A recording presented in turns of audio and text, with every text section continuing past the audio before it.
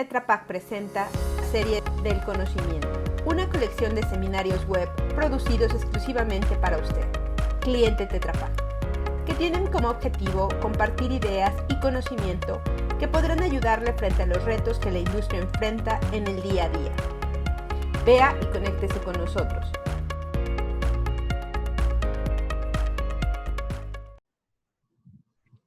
Buenos días a todos, bienvenidos a otro capítulo más de nuestra serie del conocimiento. El día de hoy vamos a hablar un poco acerca de la optimización del consumo de vapor en procesos de pasteurización y UHT. Me acompaña el día de hoy el ingeniero Félix García de la compañía Spira-Sarco. Gracias, Fabio. Siempre un gusto acompañarlo de la mano con Tetra Pak para llegar siempre a nuestros clientes. Mi nombre, como ya dijiste, es Félix García, pertenezco a Spira-Sarco, soy gerente de operaciones de la región Caribe y aparte de ello soy jefe de servicios para toda la región de Latam. Me acompañan 17 años de experiencia en manejo de energía.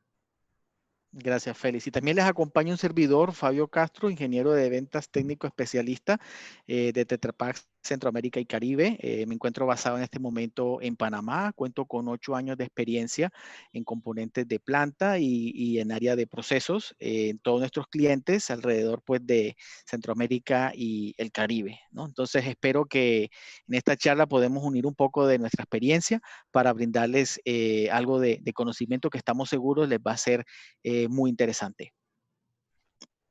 La agenda va a ser bastante sencilla en términos de extensión del texto. Vamos a hablar de la distribución del vapor en las plantas.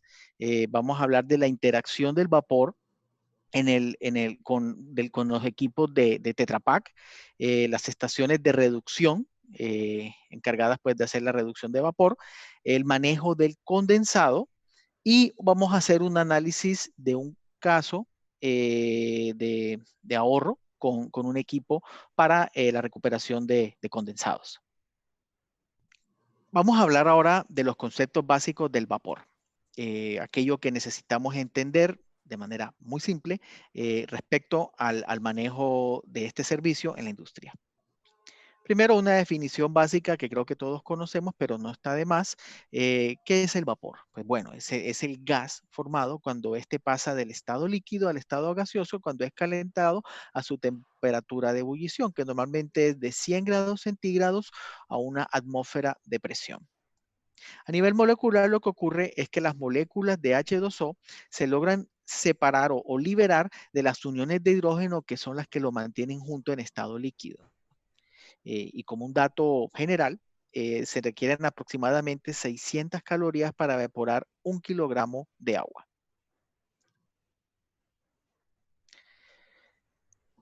La definición de vapor seco, vapor húmedo y calidad nos va a ayudar a entender un poco los principios o los conceptos que más adelante vamos a explicar. Entonces, empecemos con el vapor seco, que comúnmente también se le denomina vapor saturado. Aplica el vapor cuando todas las moléculas permanecen en estado gaseoso. El vapor húmedo, por su lado, aplica cuando una porción de sus moléculas de agua ha cedido energía, ese calor latente, y ese condensado forma pequeñas gotas de agua. Entonces, la calidad del vapor es la fracción de vapor en una mezcla vapor líquido y se puede decir que un vapor saturado tiene una calidad del 100% y el líquido saturado tiene una calidad del 0%.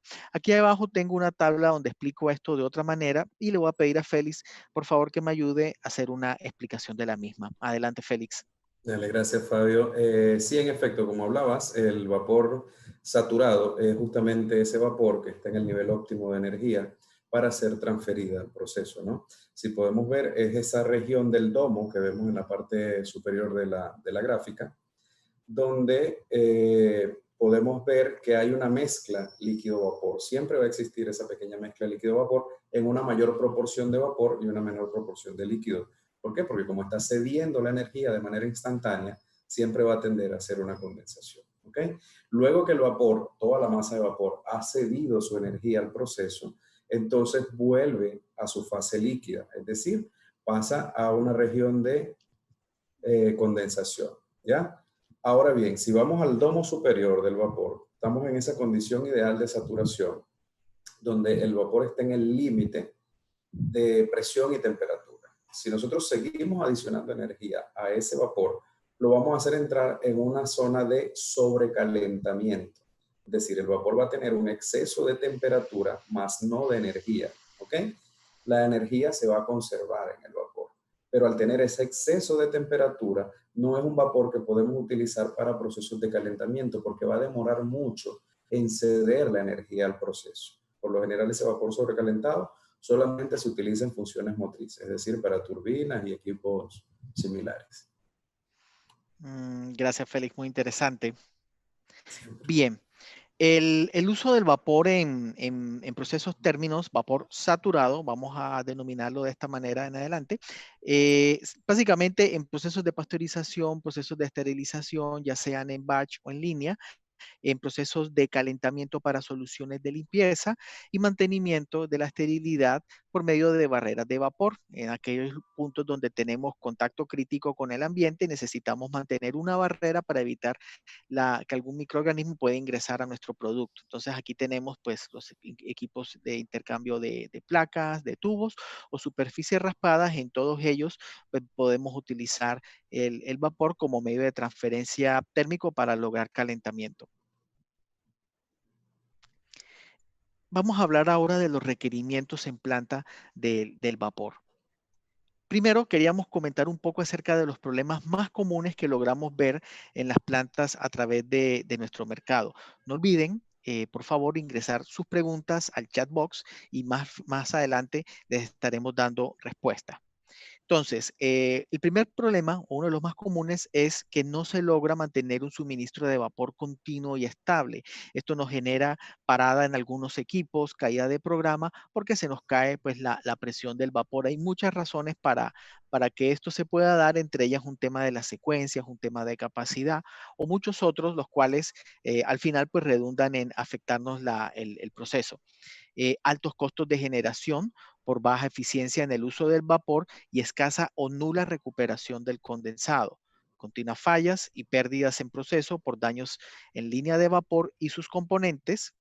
No cumplir con las legislaciones sobre descargas de agua en efluentes o drenajes. Nos referimos en específico al condensado cuando se envía a estos efluentes. Y finalmente, el incremento en emanaciones de CO2 al medio ambiente por un consumo, se puede decir, excesivo o no necesario debido a algún tema con la eficiencia. Félix, me gustaría Sí, saber si tienes algún comentario acá. ¿Qué opinas? totalmente de acuerdo con lo que estás planteando, Fabio, otra vez. Como te digo, si no hacemos un balance, ¿ok? De eficiencia en nuestro sistema, si no tenemos un control en esas condiciones que mencionabas del vapor, de utilizar vapor saturado seco en nuestros procesos, de tener un vapor de alta calidad, vamos a estar consumiendo más vapor del necesario. ¿Ok? Porque, como hablabas en un principio, ese vapor húmedo o con exceso de condensado, el condensado para existir a esa presión y temperatura en la que está en la línea con el vapor, tiene que absorber energía. ¿Y de dónde la va a absorber? De nuestro vapor de proceso. Entonces vamos a estar aportando menos energía al proceso, por lo cual vamos a demandar más vapor de la caldera. Y eso nos va a incrementar un consumo, más agua, más químico, más combustible. Un Obviamente, al ciclo, que... un ciclo Sí, vicioso, ¿no? exacto, se va arrastrando, se va acumulando uno con el otro. Y entonces justamente ese exceso de consumo de combustible nos impacta en más gastos, vamos a tener más emanaciones de CO2 a la atmósfera, es decir, vamos a ser más contaminantes y como quiera que sea, vamos a estar siempre fuera de nuestros KPI o de las regulaciones locales. Claro, sí. Sí, esos son los problemas que tenemos que atacar. Bien, Ciertamente.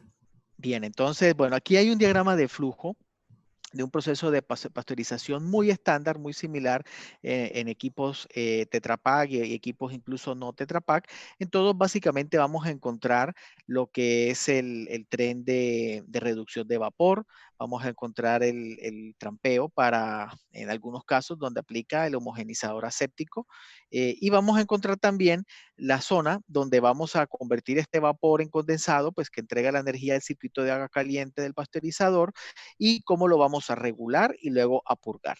¿verdad? Entonces son componentes que vamos a encontrar en equipos en general de procesamientos térmicos.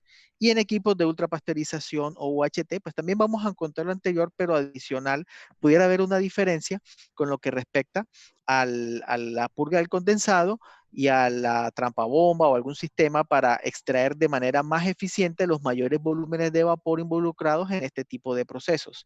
Entonces, vamos a mencionar brevemente a continuación cada uno de estos conjuntos de equipos para darles una mejor idea de qué son y cómo los podemos mejorar. Sí, si me permite, Sí, Fabio, claro. antes de pasar a ese slide siguiente, justamente aquí en estos procesos que hablas de ultrapasteurización, como se generan grandes volúmenes de condensado, es una oportunidad tremenda para nuestros clientes de aprovechar ese condensado, no solamente en la recuperación, sino en el manejo energético que podemos tener del mismo.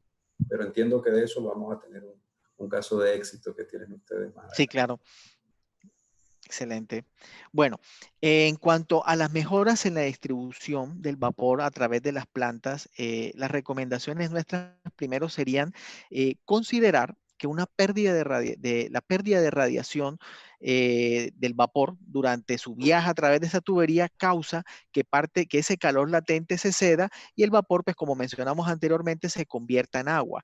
Este vapor húmedo mantiene una eficiencia reducida en el calentamiento y por lo tanto nos va a generar un mayor consumo en el momento en que él vaya a hacer la transferencia. Entonces es bien necesario estar eliminando continuamente este vapor en todos los puntos donde se está generando. Entonces podemos decir que una correcta selección y dimensionamiento de los puntos de recolección de condensado nos ayuda a mejorar la eficiencia del vapor.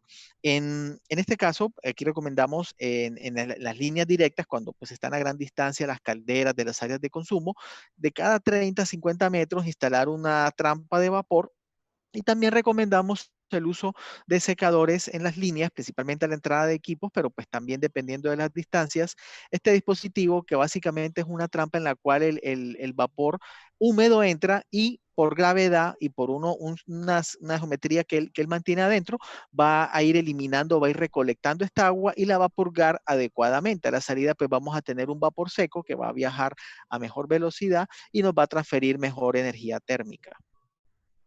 Aquí tenemos también un componente, un conjunto de componentes muy interesante, que es el tren de reducción o el tren de vapor como comúnmente le conocemos. Tiene muchas aplicaciones y muchos beneficios. Los principales son pues atenuar las variaciones de presión en la línea a la entrada, la eliminación de condensados y sedimentos que pudieran estar llegando con el vapor, la reducción de la presión para alimentar la válvula reguladora, liberar sobrepresiones, aumentar la duración y confiabilidad de los componentes. Perdón, aquí está. Y bueno, Félix, me gustaría aquí que ampliáramos un poquito sobre los diferentes componentes de este sistema que estamos viendo en pantalla. Sí, este por lo general es un tren doble, ¿no? Para hacer una reducción de presión escalonada, que es algo con lo que ustedes también están familiarizados. Sí. Pero básicamente los componentes ideales, estamos hablando de la válvula reguladora de presión como tal. Aguas arriba de ella deberíamos tener un filtro para evitar elementos incrustantes en la válvula. Y antes del filtro, una unidad de separación, que ya mencionabas tú anteriormente, junto con los puntos de drenaje en las líneas principales. Si bien es cierto, nosotros venimos drenando cada 30, 50 metros, deberíamos tener un pozo colector con una trampa asociada para mantener seco ese vapor. El vapor, tú también lo mencionaste, constantemente está transfiriendo energía al sistema, a la tubería. Si la tubería está descubierta, sin chaqueta, va a transferir energía al medio ambiente y va a estar condensando. Entonces, ese condensado no solo va a afectar la calidad del vapor, como ya lo habíamos dicho también anteriormente, sino que va a generar golpes de ariete en la línea, afectando los componentes, va a generar una mayor erosión de las válvulas, porque como sabe, los orificios de la válvula son reducidos en comparación con el diámetro de la línea, por lo cual se acelera, y si tenemos agua pasando por allí, vamos a hacer una erosión gravísima a los internos de la válvula. Y aparte también, por diferencia de densidades, las válvulas pueden tener mal funcionamiento. Ya hemos tenido casos muy repetitivos donde se acusa de un problema a la estación reguladora o al elemento final de control antes de llegar al intercambiador, y resulta que es que no están los elementos previos. Al no estar los elementos previos, se va a afectar toda la cadena hacia abajo. Claro. Sí, en este caso lo que entiendo es que puede estar llegando una presión, no sé, a unos 12 bares, entonces aquí se hace una reducción. Luego aquí podemos tener ya, aquí alcanzamos a ver el manómetro que bajó un poco. Y luego en esta otra reductora lo bajamos otro poquito, como para no hacer el bajón de presión en una sola, sino que se hace secuenciado. Adicional se le colocó una trampa de condensado. Yo entiendo que cuando se hace esa reducción automáticamente se genera una aparición importante de condensado, ¿verdad? Exactamente, exactamente. Cada vez que reduces presión y tienes ese cambio, el vapor genera una cantidad de energía, pero otra se condensa, es decir, se absorbe del mismo sistema. Por eso son muy importantes los puntos de drenaje. Y también muy importante la válvula de seguridad que está aguas abajo, porque cuando hay picos de consumo, consumo muy variable aguas abajo, o llegar a ocurrir una falla en la reguladora, no queremos que ese exceso de presión termine afectando el equipo de intercambio, el pasteurizador o lo que sea que tengamos aguas abajo. Sí, claro, esta válvula siempre tiene que estar presente en las líneas de vapor y pues bueno, nos puede ayudar en caso de alguna falla de otros componentes para minimizar alguna falla que pudiera darse en la línea. Sí, señor. Excelente. Bien, aquí vamos a hablar en este slide únicamente de la válvula reguladora de vapor. A nuestro parecer es uno de los componentes claves del proceso de vapor porque básicamente es la encargada de mantener la estabilidad de la temperatura de pasteurización o UHT por medio de un control muy fino de lazo cerrado con el sensor de temperatura, un control que en nuestro caso generalmente es un PLC y un posicionador neumático que va a regular la apertura de la válvula. Entonces, para que esta válvula opere adecuadamente, pues varios factores, ya mencionaste, la calidad del vapor tiene que ser lo mejor posible. Si nos viene un vapor muy húmedo, va a empezar a afectarnos el vástago y va a generar alguna inestabilidad. Si hay alguna variación de presión también muy intermitente a la entrada, pues ella tampoco va a tener tiempo de responder y eso lo que puede pasar es que va a sacar de programa el equipo de proceso y va a generar alguna merma, alguna pérdida de producto y obviamente pues también de tiempo de producción, ¿no? Entonces, clave para este equipo, una buena selección, un buen mantenimiento, un buen dimensionamiento y pues también un buen montaje con todo el set de componentes que lleva aguas arriba. ¿Algún Sí, comentario adicional, Félix? sí, sin duda. Este es básicamente el corazón del proceso, ¿no? Porque esta válvula per se, lejano a lo que algunos piensan, ella no controla presión. Ella lo que controla es el flujo, la masa de vapor que estamos enviando al equipo. El control de presión lo hacemos en la estación que vimos anteriormente, en la regulación de presión. Y ahí acondicionamos, deberíamos acondicionar el vapor, tanto en calidad como en presión adecuada. Porque esta válvula, otra vez, si bien es cierto, a través de toda válvula hay una ligera caída de presión, pero ella está hecha es para controlar el flujo, la cantidad de vapor que necesitamos para nuestro proceso. Si nos llega un vapor de mala calidad con condensado, vamos a tener una falla en el proceso porque ella está enviando un flujo, ella no está identificando si es condensado, si es vapor saturado seco o es húmedo. Ella va a enviar una masa, que es la que corresponde en el control para ella equiparar una temperatura. Resulta que si va húmedo no lo va a hacer, entonces va a tener una mayor demanda, vamos a tener la válvula actuando más tiempo, va a tener un mayor desgaste. ¿Okay? Entonces es importante esto, mantener la calidad del vapor antes de, para Claro, que ella pueda hacer. hay un principio que mencionamos antes, que el condensado ocupa volumen, pero no transporta energía. Entonces ella está pasando condensado y dice, no, yo pasé condensado, pero si no pasa energía, eso no es culpa mía. No, de hecho, Bien, sí, de hecho, el condensado lo que hace es que roba energía. roba energía. Mucha gente se va a la tabla termodinámica y lo único que ve es presión y temperatura. Si yo tengo esta presión, debería tener esta temperatura. Pero lo que te aporta energía al proceso, otra vez, es el vapor, no el condensado. Cuando tú ruedas un poquito más adelante en las tablas termodinámicas, que empiezas a ver ya la entalpía y la entropía, te vas a dar cuenta que a medida que va bajando la presión, se va incrementando la cantidad de energía que tiene el vapor. Y a medida que va subiendo la presión, va bajando la energía del vapor. ¿Por qué? Porque como coexisten vapor y condensado, cuanto mayor presión hay, el condensado necesita más energía para seguir existiendo como condensado en el sistema. ¿Y de dónde la va a sacar? Y comentaste algo muy importante, cuando no coinciden el valor de tablas con el valor real. ¿Qué pasa? ¿Por qué aquí a esta temperatura me debe corresponder esta presión, pero aquí en la realidad no? Tenemos condensado, o adivina que también tenemos un montón de aire. Entonces, Aire, eso es mortal. sí, sí, sí. De hecho, Estadísticamente hablando, te hace la misma barrera de transferencia térmica 1 milímetro de aire que una pared de 25 centímetros de cobre. O Wow, sea, el wow. aire también es un elemento a considerar en estos equipos de intercambio. Claro, sí, tengamos ese aspecto en cuenta y eventualmente pues hagan sus preguntas, con mucho gusto las vamos a aclarar y eventualmente pues también podemos hacer contacto directo y ampliar un poquito la información sobre estos temas que acabamos de comentar. Sin duda. Bien, ahora vamos a hablar casi de la etapa final del vapor y es cuando este se convierte en condensado, una vez que él entrega la energía en el intercambiador de calor, que pues mantiene el circuito cerrado de generalmente agua caliente. Entonces, este condensado tiene que ser retirado a la misma tasa que es generado para evitar que se quede allí depositado, ocupando un volumen dentro de ese intercambiador y restándole superficie de transferencia al vapor. Entonces, cuando se queda allí, generalmente lo que sucede es que aumenta la presión, aumenta el consumo, se va dañando más rápido el intercambiador, se puede caer el programa más rápido y no es para nada bueno. Entonces, un buen trampeo, en este caso colocamos como ejemplo una trampa bomba, nos asegura una extracción eficiente y adecuada de este condensado que además debemos recuperar para poder revalorizar o monetizar esa energía latente que él mantiene, ¿no? Entonces, pues bueno, una extracción, como ya dijimos, inadecuada, pues nos va a generar unos problemas y aparte, pues también nos va a encarecer el costo del vapor, ¿no? Existen muchos métodos para hacer un trampeo, todo depende de las tasas y las presiones a las que se están generando o a las cuales debemos enviar a la caldera, pero sí, siempre tenemos que asegurar esa extracción eficiente y efectiva de esa agua caliente de nuestro proceso térmico. Félix, ¿aquí algún comentario adicional? No, sin duda que sí. Cada sistema requiere una evaluación distinta, ¿no? Por eso es que constantemente hay que estar haciendo evaluaciones de los procesos. Lo otro que tú dijiste, por efecto de volúmenes, el condensado ocupa un volumen y el vapor ocupa otro. Y el área del intercambiador, pasteurizador o como lo quieran llamar en este momento, siempre va a ser fija, va a ser la misma. Si nosotros ocupamos una parte de esa área con agua, que tiene una energía menor que la del vapor, el área de transferencia efectiva va a ser menor, por lo tanto el proceso se va a demorar, vamos a requerir más vapor del necesario. Otra vez, es una cadena de problemas que nos van a ir afectando por un elemento del sistema.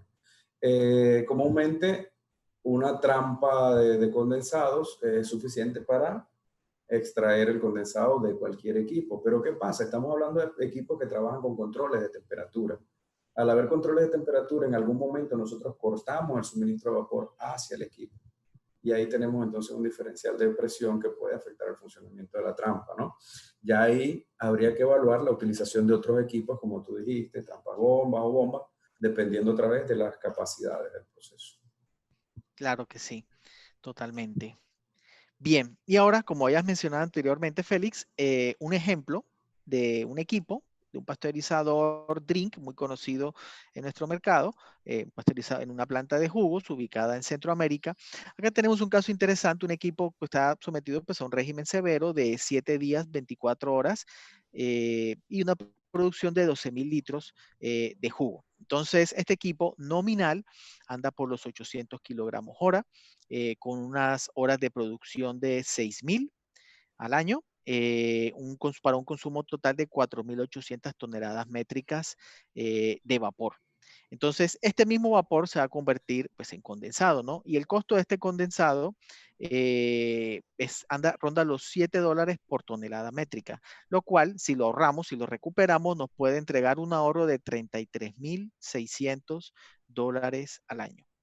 Entonces, adicional le sumamos lo que es el CIP, que bueno, se lava por una hora, 45 minutos al día o cada 2 días, dependiendo del tipo de proceso. Y los arranques pudiéramos estar en los $37,000 y un poco más durante un año. Solamente este ahorro justifica una inversión que muy seguramente se va a pagar en un plazo menor a un año, tal vez un poquito más, pero que al final va a ser redituable en el mediano y largo plazo. Félix, ¿algún comentario aquí? Sí, sí, de hecho sí, este tipo de casos son muy comunes, ¿no? Donde otra vez la gente lo ve como agua. No, es condensado, ese es agua, tíralo para allá. Pero es que tú estás botando primero agua, que es un recurso muy valioso hoy en día. pero además de eso es un agua tratada, estás botando químicos de caldera que aquí tienes que comprar, los químicos necesarios para suavizar el agua antes de meterla a la caldera. Ya al ser condensado, el condensado contiene todos esos químicos, es agua tratada. ¿Ok? Y luego lo otro, tiene una energía. El calor latente se quedó en el proceso, pero el condensado todavía está guardando ese calor sensible, ¿no? Lo tiene allí. Es un calor que podemos aprovechar. ¿Dónde lo aprovechamos? En nuestra sala de caldera. ¿Por qué? Porque al llegar caliente, hacer la reposición con el agua de make-up, necesitamos menos agua fría. Primero, menos agua fría para reponer. Y segundo, menos vapor vivo para calentar la masa de agua antes de meterla en la caldera porque ya viene caliente. Ese costo de $7 va a variar en función del tipo de combustible que estés utilizando, los costos locales que tengas de agua y los costos de químicos que tengas. Pero se mantiene por ahí entre $7, 5, 11, 12, dependiendo de la localidad. Pero definitivamente el monto o la cantidad de agua que tú recuperas, otra vez de condensado, te justifica el proyecto de inversión en el La retorno. inversión. Y por lo general los repagos, como tú bien dices, son menores a 2 años. Son proyectos muy viables y de alto beneficio para la planta. Sí, estamos seguros que sí. Y bueno, si alguien tiene alguna duda, quiere analizar en su planta la posibilidad de instalar un equipo de estos y hacer el análisis del payback, con mucho gusto les podemos asesorar. Bien, llegó la hora de las preguntas y las respuestas. En este momento, bueno, yo espero que ya tengamos algunas allí en el chat box.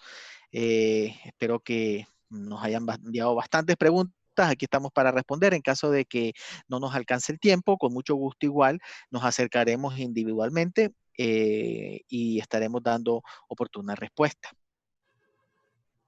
Bueno, por aquí tenemos la primera pregunta.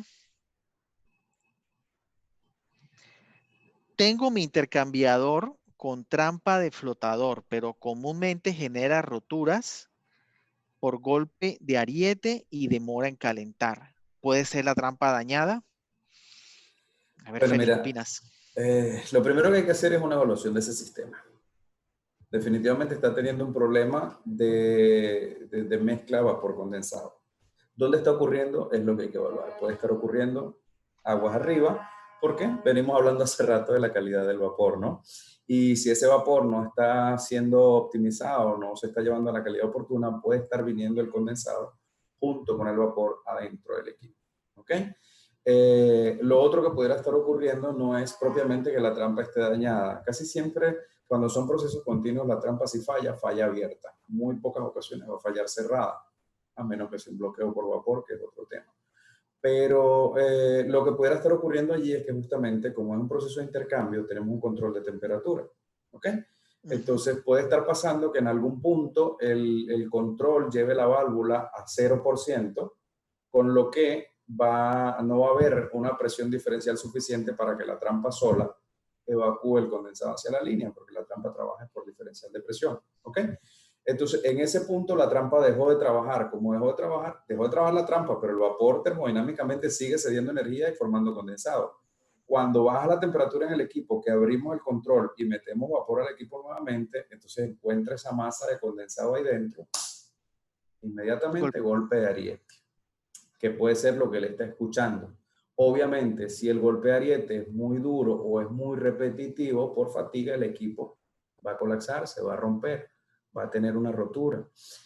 Luego lo otro, a veces pasa también de que justamente por ese mismo sistema de desalojo solo con la trampa y sin tener los diferenciales adecuados, cuando hacen las paradas de final de jornada, se queda una cantidad de condensado dentro del equipo. Y eso aumenta la corrosión dentro del equipo. Claro. ¿Ok? Entonces son cosas que van en detrimento de la vida útil del equipo y en afectación del proceso. Adicionalmente menciona que demora en calentar y esto me llama la atención porque me parece que está relacionado con la ausencia de válvulas eliminadoras de aire, ¿no te parece? También está amarrado al mismo proceso de arranque, que el aire en la línea se va a quedar y se va a acumular hacia los extremos, o hacia el final de línea o hacia los laberintos del intercambiador. Y sí, el aire es una barrera de transferencia térmica terrible, ¿no? Ya está comprobado que 1 milímetro de película de aire, te hace una barrera de transferencia de una pared de bronce de 15, 30, 20 centímetros. O sea, es Cero terrible. conducción del calor, claro. No, lo dispersa totalmente y obvio te roba. Aparte de que si nos vamos a aquellos tiempos universitarios, la ley de presiones parciales, la presión total dentro de un sistema, es la mezcla de los componentes que hay en ella. Entonces el aire va a ocupar una fracción de eso y la presión que vamos a tener dentro del equipo no va a ser la idónea, ¿no? Claro, no, Entonces, no va por a ahí, dejar. sí, afecta el área. Pero otra vez, pasa por una revisión de ese sistema para ver dónde es que está la falla y cómo atacarla. ¿Tiene solución? Sí, definitivamente sí. Sí, sí, hay que revisar ese punto en sitio. Bien, acá tengo otra pregunta ya. ¿Cuál es el tamaño adecuado de los puntos de drenaje de línea y qué trampa es mejor para esa aplicación? ¿Cuál es el Sí. tamaño adecuado de los puntos de drenaje de línea y qué trampa es mejor para esa aplicación? ¿Qué piensas? Bueno, no, hay una norma para ello, una regla de ingeniería, no es una norma como tal. Pero tenemos en la línea vapor en la parte superior, condensado desplazándose en la parte inferior de la línea, por peso específico. Entonces, la recomendación es que hasta 10 pulgadas de diámetro de tubería, la línea principal, la bota colectora o la sección de tubería que se va a colocar debajo para el drenaje del condensado debe tener el mismo diámetro. Ok. Es decir, todo el condensado que venga viajando en la parte inferior, vamos a garantizar que va a caer en la bota. Porque a veces vemos líneas de 8 o 10 pulgadas y entonces le pegan una tubería de 1 pulgada Una ahí en el pequeñita, fondo. sí, claro. Entonces el Entonces, pocotón va a pasar de lado y no no va a caer ahí. exacto, va a caer en esa sección y el resto va a pasar por los lados. Entonces debemos hasta 10 pulgadas garantizar por lo menos el mismo diámetro de la línea y más o menos 1,5 o 2 diámetros de profundidad para darle un espacio como de almacenaje del condensado hacia la bota. Ya de 12 pulgadas en adelante, el diámetro comercial inferior. Ok, Es o sea decir, que si estamos en 12, nos vamos a una de 11. no, 10. De A 10, 12, porque no. 10. De 12, 10, 14, 12, así sucesivamente. Va en Siempre, pares. sí, el diámetro comercial inferior es el que vamos a utilizar. Pero siempre respetando el 1,5 o 2 diámetros de profundidad para garantizar que todo el Acumular. condensado vaya a caer ahí. Sí.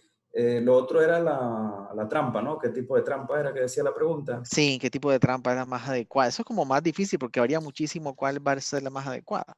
Y sí, hay muchos tipos de trampas, ¿no? Y por culturas, países, se aplican algunos modelos. Nosotros, como Spirax Sarco, recomendamos utilizar la trampa termodinámica. ¿Por qué? Por muchas razones. Primero, es una trampa súper compacta, tiene un solo elemento móvil, es decir, a la hora que se dañe la trampa va a ser mucho más económico su reemplazo o su reparación, ¿ya? Y luego lo otro, es una trampa que trabaja por ciclos continuos, trabaja por ciclos de descarga batch. Fácilmente te puede reproducir entre 6 y 10 ciclos por minuto. Es decir, que el condensado que vaya llegando, inmediatamente lo vamos a despachar del sistema. Hay plantas que por cuestiones de diseño utilizan trampas de flotador, otras prefieren utilizar termostática, pero nosotros ampliamente recomendamos la termodinámica. Ok, excelente. Bueno, mira, acá tengo otra pregunta más. ¿Cómo podemos medir el ahorro que de estas mejoras que ustedes proponen? ¿Cómo podemos medir este ahorro? Bueno, yo diría que allí básicamente invertir en instrumentación. Ahí toca medir el combustible que estás utilizando antes y después, medir el vapor que estás consumiendo, si ahí debería aparecer la reducción y si es posible, medir el condensado que se está retornando y estimar cuál es el valor energético de lo que se está enviando nuevamente al área de calderas, ¿no? Ahí tú vas a saber exactamente qué es lo que se está recuperando. Hay algunos software, Tetra Pak está pronto de tener uno que va a permitir hacer una cuantificación de costos de energía y poder compilar toda esta cantidad de datos para generar algún trend que te permita pues evaluar y saber dónde estás parado, ¿no? Que realmente es el gran gap que tienen la mayoría de las plantas ahora con todas estas lecturas de instrumentaciones que tenemos pues por todo lado, ¿no? Listo, tenemos mucho dato, pero a veces, ¿qué hacemos con esos datos, no? Entonces, sí, gestionarlos adecuadamente. Yo creo que por ahí, ¿no? ¿Qué piensas tú? No, totalmente de acuerdo porque la única forma de cuantificar las cosas es medirlas, ¿ya? Y si tú mides tu producción sea lácteos, sea jugos, sea bebidas, sea harinas, tú estás midiendo eso constantemente, cuántos kilos estás produciendo, cuántos litros estás produciendo, cuántos hectolitros estás sacando al mercado, eso lo estás midiendo constantemente. Lo que te falta por medir es lo que estás invirtiendo para producir.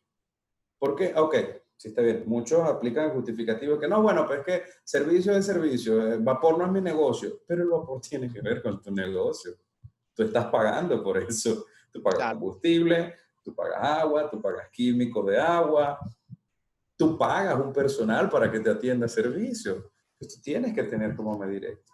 Totalmente de acuerdo contigo, no solo es medir en sala de calderas que si combustible, agua de reposición, químico y salida de la caldera. Es que en cada uno de tus procesos tú debes tener una medición de cuánto está entrando y cuánto está retornando. Eso te va a dar el balance de eficiencia de la planta. ¿Okay?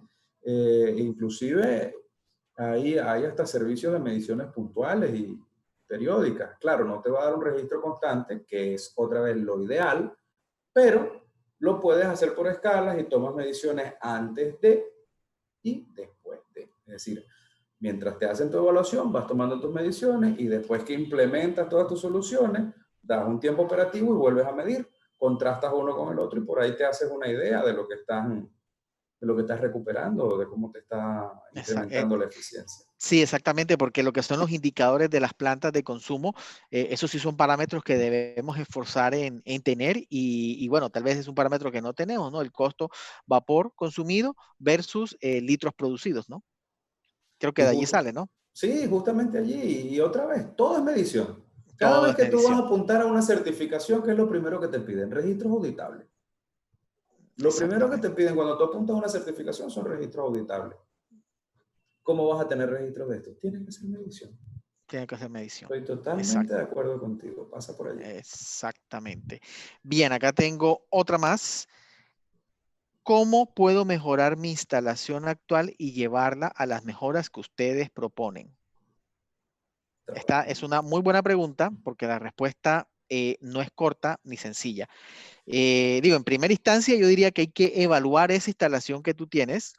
Hay que ir a hacer una visita a sitio, hay que hacer un levantamiento de las líneas, de diámetros, de componentes, de equipos de consumo, de cómo está el retorno, valorar y empezar bajo un proceso, como un proceso de mejora continua.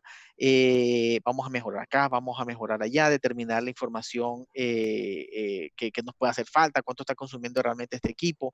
Estamos claros, ¿no? Que, por ejemplo, Félix, un diámetro tiene que estar asociado a una velocidad de vapor, ¿no? Si está demasiado grande o pequeña, vamos a tener tema, entonces eso hay que evaluarlo. Ver cómo estamos el tema de la calidad del vapor. Ya sabemos que eso es uno de los parámetros que tenemos que mantener en el mayor porcentaje posible en todo momento. Yo diría que por ahí empezamos y no estaría de más también un análisis de PTS, el Production Time Schedule, bajo el cual analizaríamos cómo están las secuencias de arranque de los equipos versus la oferta de vapor de la o las calderas que pudiéramos tener. Asimismo, nos va a servir también para los demás servicios industriales, el aire, el agua fría, el agua de torre, etcétera. De esa manera creo que podemos optimizar muy bien cómo estamos manejando los arranques en una planta y cómo vamos a cumplir los objetivos de producción. Yo diría que por ahí empezamos, ¿no? Pero realmente es un trabajo largo y probablemente va a haber unas inversiones interesantes, pero asimismo, y si se hace bien, probablemente existan unas grandes oportunidades de mejora para los clientes. Sin duda, sin duda. Y es que él está hablando de eficiencia, de incrementar la eficiencia en la planta. Otra vez, o sea, tú no puedes saber que mejoraste algo si no sabes cómo estaba antes. Exactamente. Y todo parte de esas evaluaciones. Eso que tú mencionas de la evaluación de las secuencias de arranques con relación a la producción de calderas es importantísimo porque otra vez, a veces decimos, bueno, tenemos unas calderas que nos producen tantas toneladas hora, nuestro consumo está en un promedio de un 80% de eso. Ajá, y el factor de simultaneidad. Y si en algún punto arrancan todos esos equipos consumidores al mismo tiempo, ¿vas a secar la caldera? Se O caen, las calderas. se te empiezan a caer los programas de los diferentes equipos y tienes un caos. En el mejor de los casos se caen los programas de los equipos. Sí. hablando de factores de seguridad, hay calderas que justamente por esos picos de consumo no tienen tiempo de respuesta en la reposición de nivel de agua de calderas y es feo una caldera implosionando. Justamente, Implosionan. sí, sí, porque los tubos quedan expuestos y ya una vez al estar expuestos, lo que los mantiene a ellos seguros es justamente el nivel del agua. Ellos están trabajando a altas temperaturas debajo del agua. Una vez que quedan expuestos, se producen unas burbujas de vapor y pueden implosionar de una manera terrible. Ya. Entonces, otra vez, si estamos hablando de eficiencia, vamos a partir de un trabajo serio. Ujú. Vamos a hacer un estudio. Y ya con eso te podemos decir con fe de causa. Se cubren ellos y nos cubrimos nosotros, porque yo tampoco puedo recomendar nada ciega, decirle, dale que esa es tu solución. Cada planta y cada proceso son distintos. Claro. Bien, mira, aquí tengo otra pregunta. La Ujú. veo muy puntual, pero bueno, tratemos de responderla. ¿Qué pasa si tengo un proceso que tiene una demanda de vapor muy alta de 1200 kilogramos hora? Me están dando un número, 1200 kilogramos, y luego, debido al mismo proceso, debo reducir y mantener un control fino de entre 100 y 200 kilogramos. Eh, ¿Cómo sería eso? O sea, está difícil, ¿no? Una válvula reguladora que me entregue 1200 y que de repente tenga que bajar a 100 o 200 kilogramos hora. No, no, tú ahí tienes un problema estructural bastante serio. Tienes un problema estructural bastante serio de dimensionamiento y de especificación de equipo. Pero tal vez es el proceso, de repente es el tipo de proceso que se esté manejando allí, tal vez no sea un proceso en línea, tal vez sea un proceso en batch y pudiera haber, hay que seguir curvas de calentamiento muy específicas, entonces que te piden una demanda muy alta, pero luego cuando te estás acercando al set point, entonces baja el flujo para un ajuste fino. Sí, no, pero es que otra vez, ahí estás teniendo un problema estructural, ahí o no estás drenando bien el equipo, o estás acumulando aire en el sistema, o alguno de los componentes no está correctamente dimensionado, porque otra vez, hay variaciones. Bueno, ustedes mismos manejan muchos controles en sus procesos Sí. y en alguna de las corridas de proceso definimos parámetros y cargamos márgenes de arranque y de régimen de trabajo, pero es una diferencia muy grande. Sí, no, este proceso está interesante. Me gustaría contactar posteriormente al dueño de este proceso para verificar qué es lo que sucede y por qué lo mantiene así. Bien, ya se nos está acabando el tiempo, nos queda para la última pregunta. Dice, ¿qué puede estar pasando con mi equipo que está al final de la línea de vapor con 4 equipos iguales, pero me da problema para arrancar y lograr las temperaturas? Yo creo que ya esto lo vimos ahorita hace unos minutos, ¿no? Yo estoy casi Bien, seguro que tú sabes la respuesta de eso. sí, sí, sí. Sí, verá. Pero bueno, muy interesante que nos pregunten y para eso estamos, para aclarar estas dudas. ¿Qué puede estar pasando? No, Bueno, básicamente, a ver, te oigo porque estoy seguro ajá. que vamos a coincidir. Bien, puede ser que tienes un problema serio con aire a la salida, al final de la línea, tienes una acumulación tremenda, ese aire se metió de alguna manera al intercambiador de calores, pues entonces cuando llega el vapor, pues no encuentra la superficie suficiente para poder entregar el calor, entonces asimismo debe estar también el condensado bien bajito, así que obligado una válvula de eliminación de aire le Ujú. va a ayudar muchísimo para resolver este tema, ¿no? Pero Sí. ¿qué más podría haber? Tal vez algo de suciedad o mugre, porque generalmente finales de línea es donde se acumula el óxido, las cobras. Recordemos que mayormente estas tuberías son de hierro negro y el Bueno, mismo tiende a pero oxidar, ¿no? por ahí, si fuera acumulación de productos, estuvieran fallando también los elementos, ¿no? Las válvulas tuvieran incrustaciones, tuviera algo de obstrucción también en la línea dentro del equipo. No estaría de más revisarlo.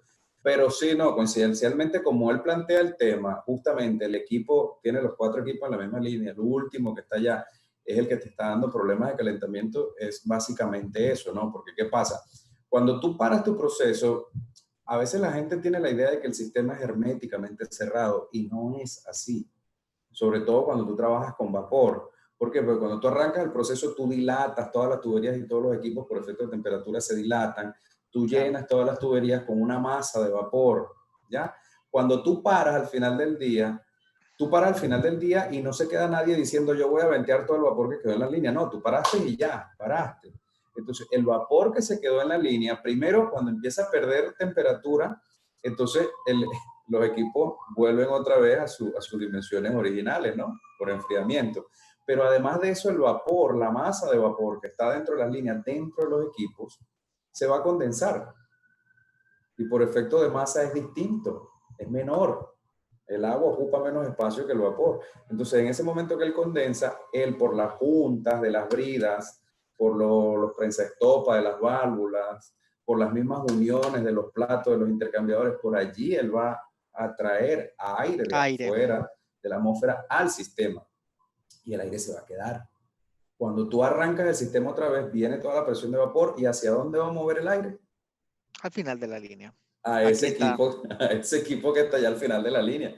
Entonces, si encima de eso tú no tienes un drenaje pertinente con algún elemento termostático, va a pasar eso. Se va a quedar el aire ahí, y mientras el aire se va disipando en una mezcla de vapor, agua y demás, te va a retardar el proceso de calentamiento. Claro, él sale solo, pero demora un buen rato.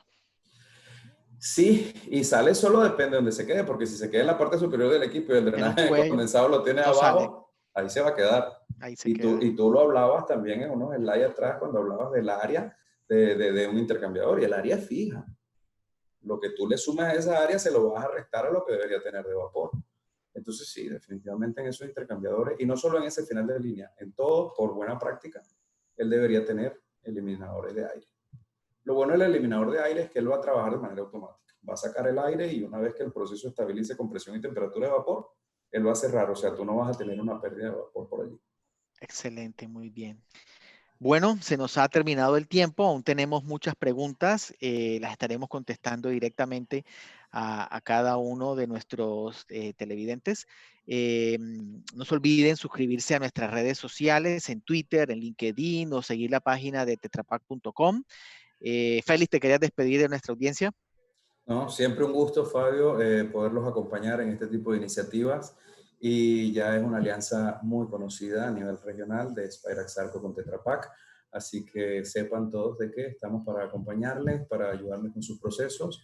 Y nada, espero que me vuelvan a invitar pronto para acompañarlos en otra sesión de esta. Sí. Claro que sí, muchas gracias. Y bien, bueno, a todos, por favor, no olviden contestar una encuesta que tenemos al final de satisfacción. Les agradecemos mucho su feedback, e igualmente agradecemos su participación en este seminario, y esperamos volverlos a ver muy pronto. Que pasen muy buen día y hasta luego.